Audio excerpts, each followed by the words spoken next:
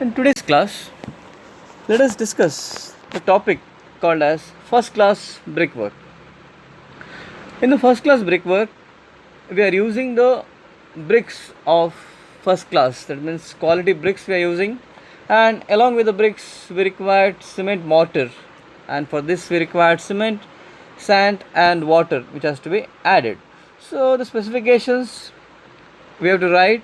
First, we have to write about the materials, that means what are the qualities of materials required to be used. We have to write about the bricks, we have to write about the cement, sand, as well as water. These four items we have to include in the materials.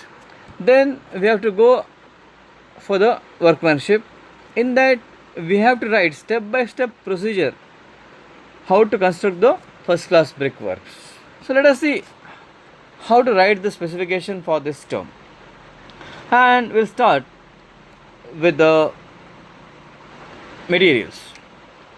Since it is a brickwork, so first we have to write about the bricks, and while writing the bricks, it should be brick shall be first class of standard specifications. Always we have to write the first class brickwork with standard specifications, and that means when we are calling the bricks as first class brickwork, it will have certain standard specifications. Again, we don't have to write all these things.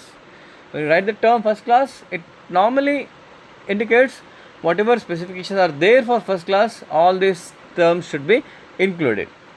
And the brick should be regular in shape and size with sharp edges. They shall be of uniform deep red cherry or copper color, free from cracks, chips and flaws and lumps of any kinds. Dry brick shall not absorb more than 1/6 of their weight when immersed in water for 1 hour.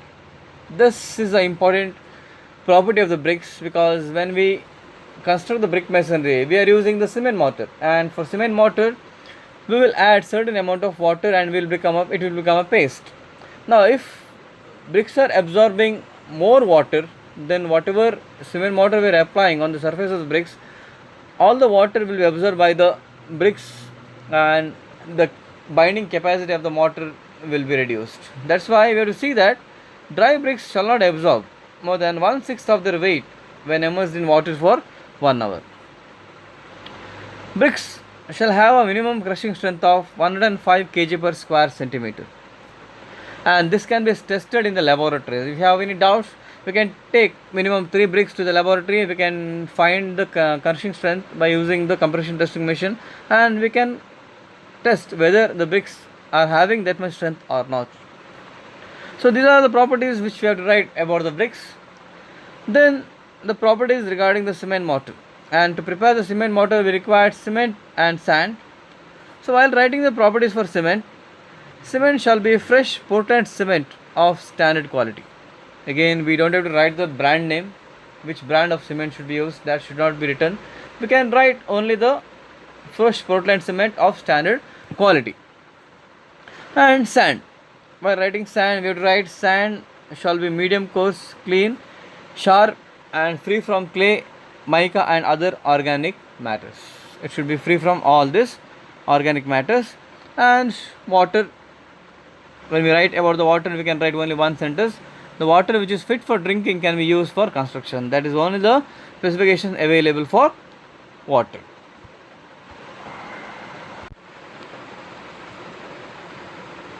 Next, we have to write about the mortar, because the mortar plays an important role in the construction of bricks.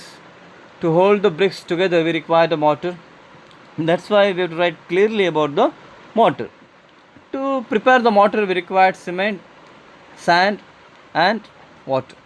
And the brickwork shall be done with a specified mortar. It may be cement or it may be lime, mixing the ingredients in the specified proportion. Specified proportion is nothing but, if it is 1:4, indicates that 1 part of cement should be mixed with 4 parts of sand. If it is 1:6, it indicates that 1 part of cement should be mixed with 4 parts of sand. If you are taking in terms of bags, say 1 bag of cement should be mixed with 4 bags of sand, or 1 bag of cement should be mixed with 4 to 6 bags of sand. That is called as a proportion. So sand shall be measured on the basis of its dry volume is important, because if the sand is having some moisture, then there will be a effect of bulking, and because of that, whatever water we are adding, the quantity will be changed. So in order to do that, we have to see that the sand should be measured on the basis of its dry volume. If at all it is wet, if at all moisture content is there, then sufficient margin has to be taken for the bulkage. Materials of mortar shall be mixed dry till the uniform color on a solid, clean, watertight platform, and then mixed wet at least 3 times by adding water gradually and evenly. So whatever specified quantity of cement as well as sand, they has to be taken first, and first the sand has to be spread over a watertight platform, and above that cement is spread evenly so that it covers the entire area of the sand. Then slowly it has to be mixed dry so that a uniform color is formed. After that again it is spread and specified amount of water is added, and then we have to mix thoroughly 3 times so that we will get a even paste. This is the specifications about the mortar.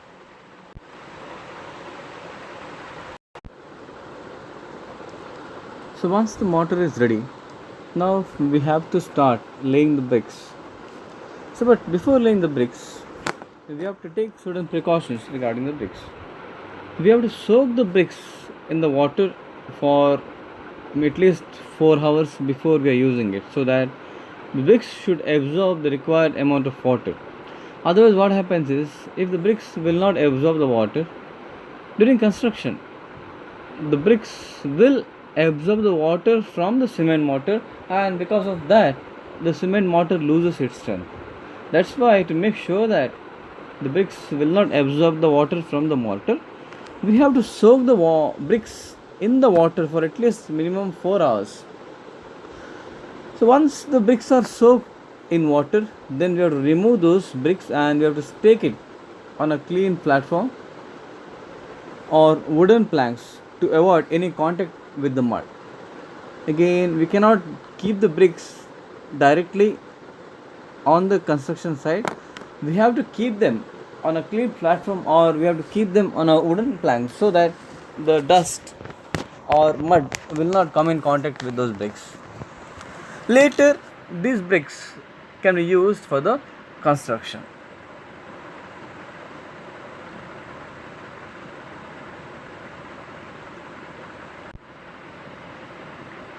Next is the laying works.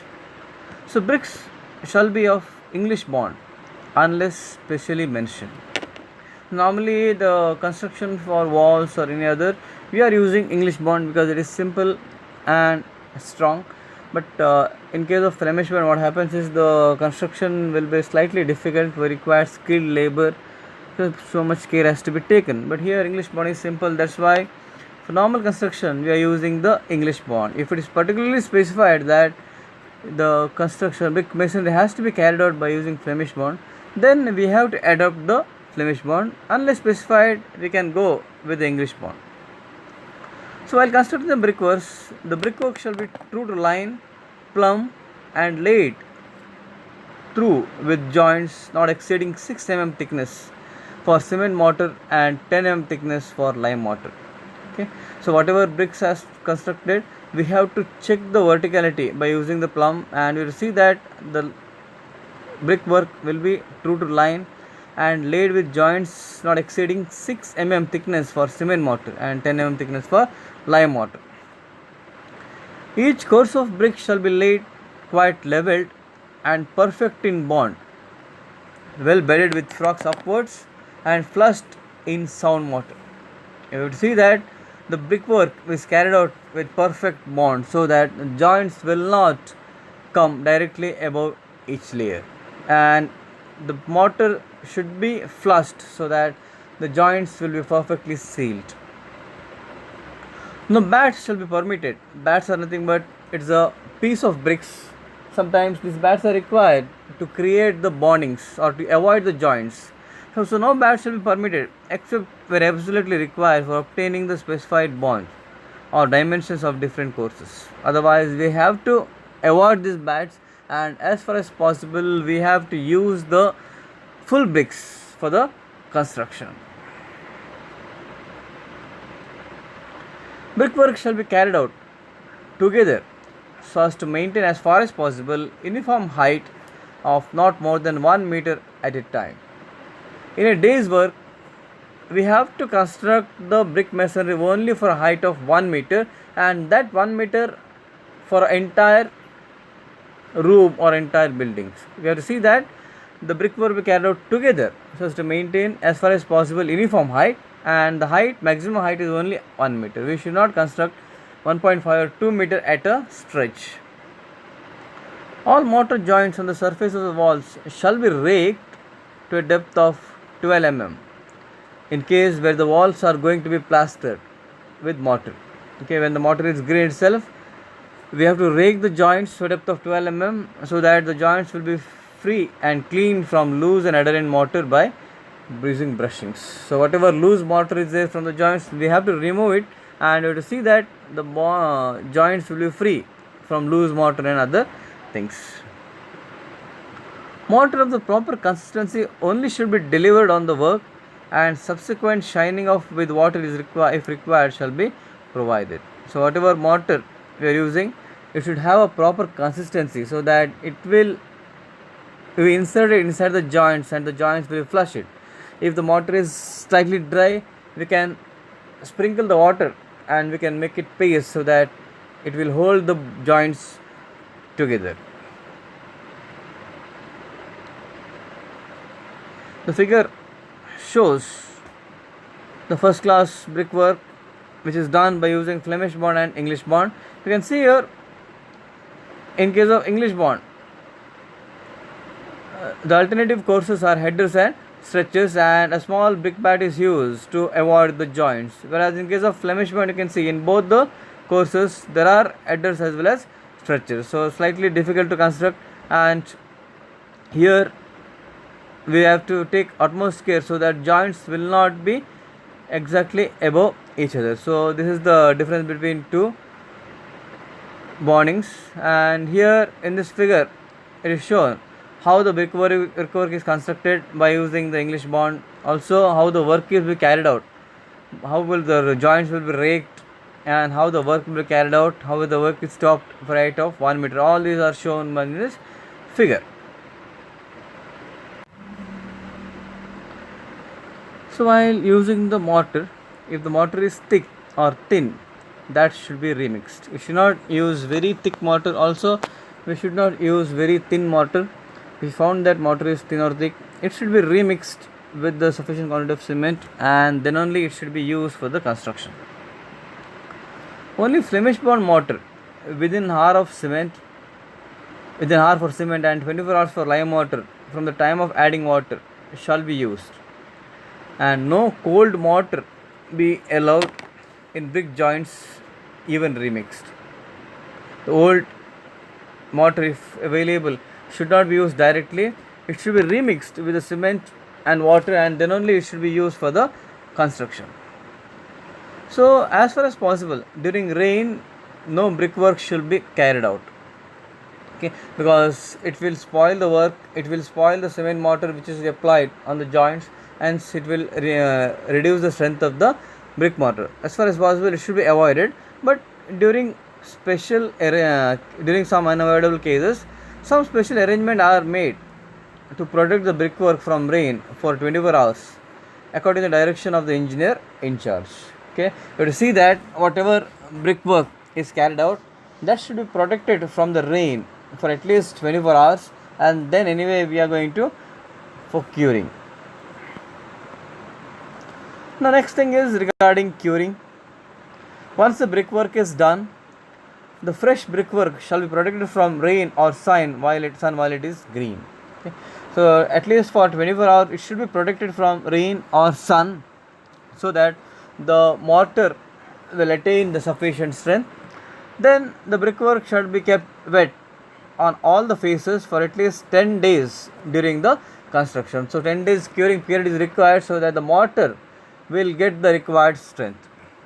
At the end of the day, top shall be formed on top of the walls by weak cement mortar or mud by digging to a depth of 2.5 centimeter minimum and be flooded with water.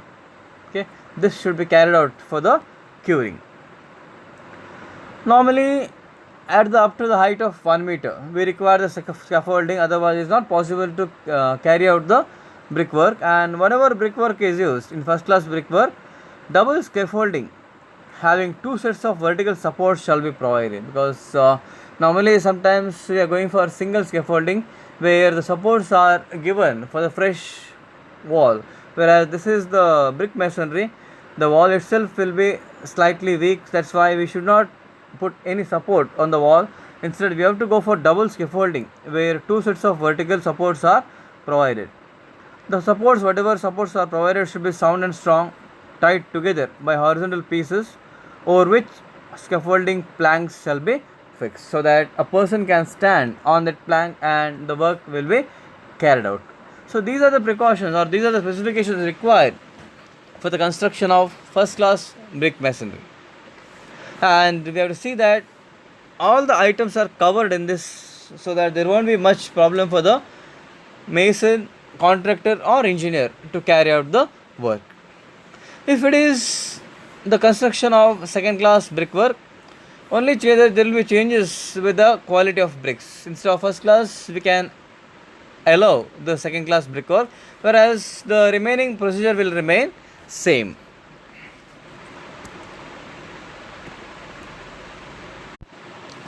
So once the foundation is done, the next item to be discussed is called as earthwork infilling. So normally once the masonry is done up to plinth level, then we have to fill the remaining space which is left out by using the good quality of earth. Also, once the foundation is done, then the remaining portion of the trenches has to be filled out by good quality of soil, and that is called as earthwork infilling. So now backfilling of foundation trenches shall be taken as soon as brickwork has been carried out up to the plinth level. That means once the brickwork or once the foundation can be of anything, either brick or random rubble masonry. Once the random rubble masonry or brickwork is reached up to the plinth level, then we have to backfill the foundation trenches and also the plinth space, which will be from ground level up to the plinth level. The space between the masonry and the side of the foundation trenches shall be cleared of whatever have fallen and shall be filled with earth. So first we have to see that the trenches or plinth portion is free from all other organic matters. If there is any organic matter falls in the trenches, that should be removed and the trench should be clean. And once it is clean, then it should be filled with the good quality of earth. Sometimes the same earth which is excavated, if it is of good quality, that can be refilled. If we found that the soil which is available after excavation is not good for filling, then we have to reject that and we have to get a good type of soil from outside, and then we have to do the filling. The earth shall be loose, whatever earth or whatever soil we are using for filling, that should be loose and free from brickbats, pieces of stones and vegetable matters. As far as possible, we should get a pure soil which is free from all these bats, pieces of stones and vegetable matters. It shall be deposited in layers not exceeding 15 centimeters. While filling, the depth of the filling may be around 45 to 60 centimeters. In that case, we have to see that the soil is filled in layers not exceeding 15 centimeters. Once the soil is filled in first layer, it shall be well watered and damped, so that proper consolidation and settlement will occur. Later, the next layer is spread over it.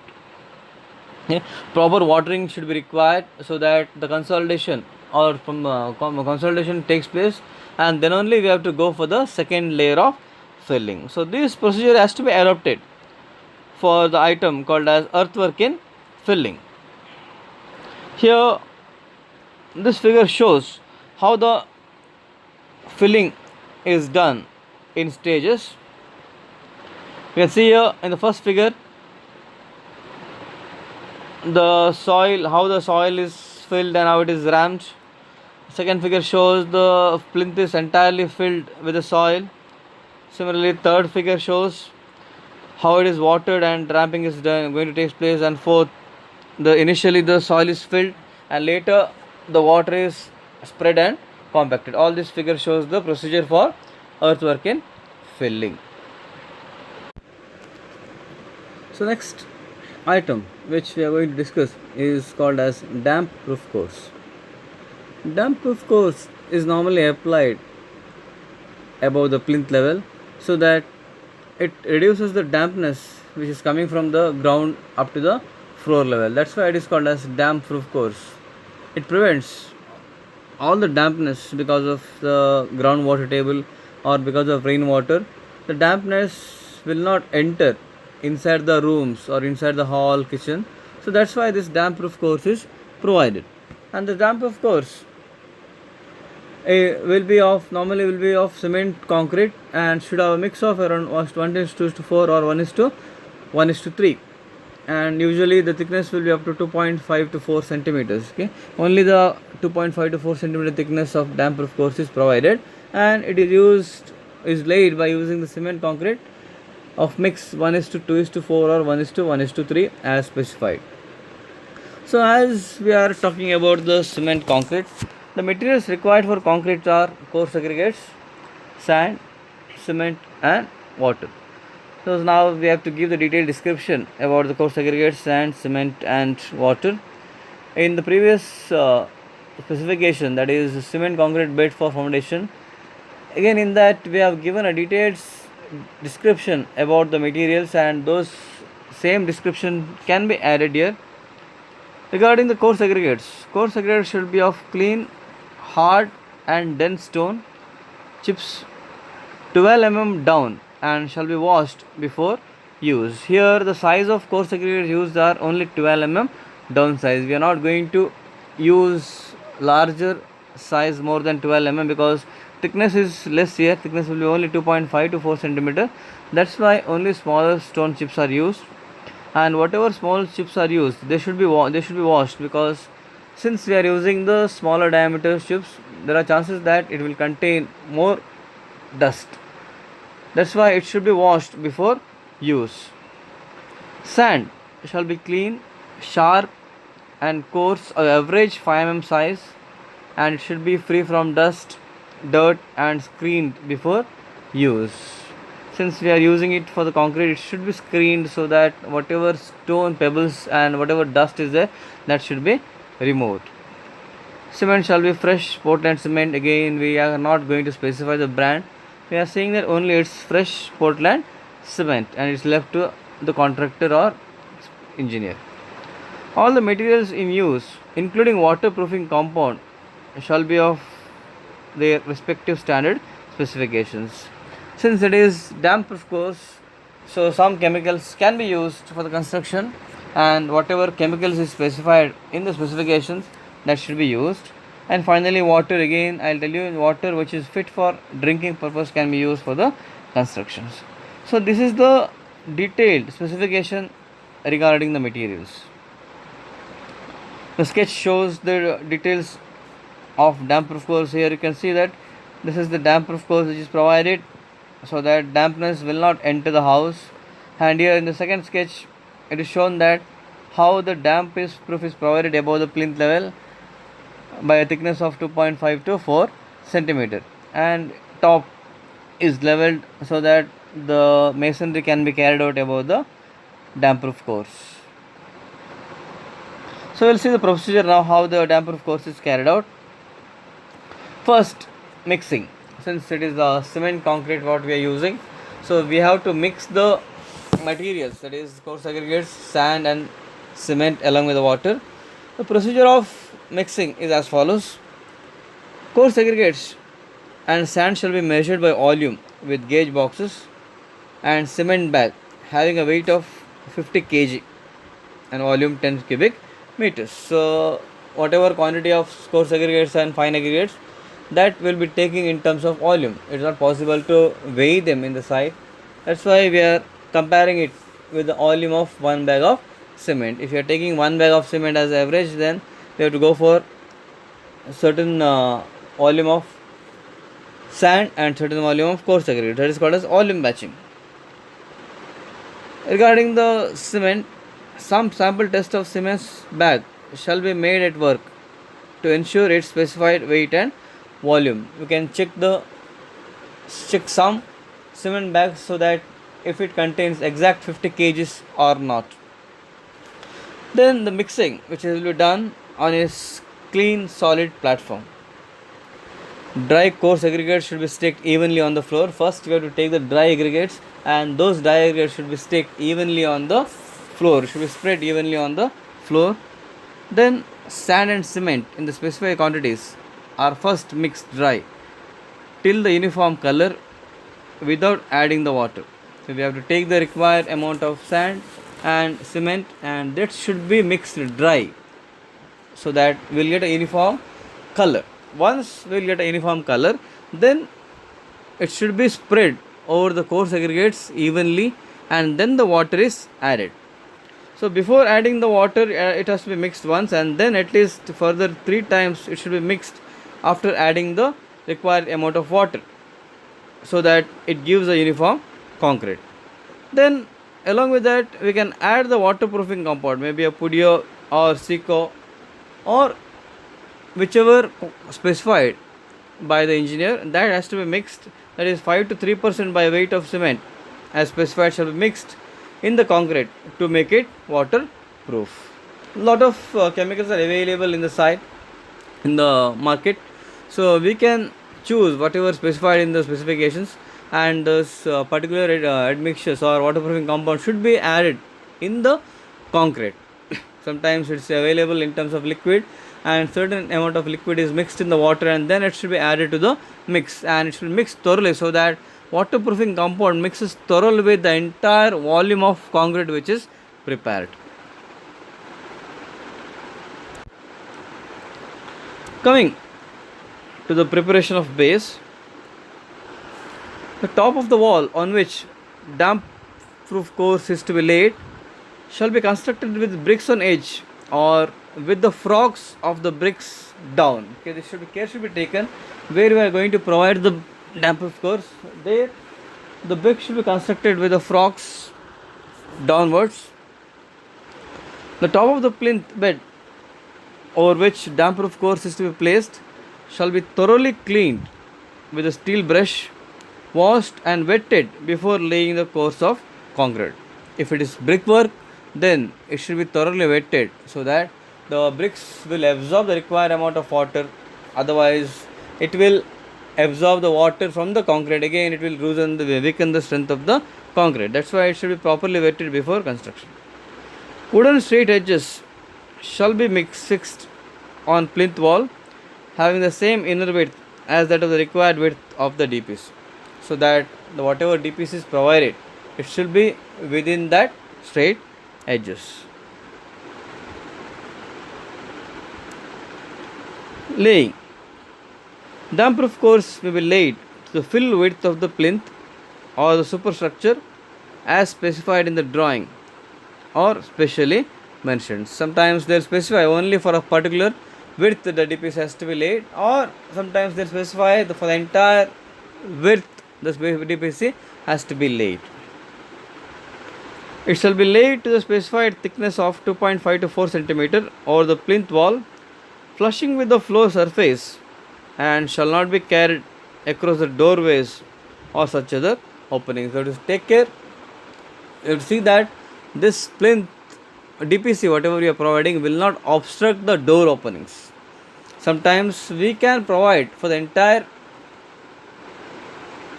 plinth wall, or sometimes we can leave the door openings as specified again.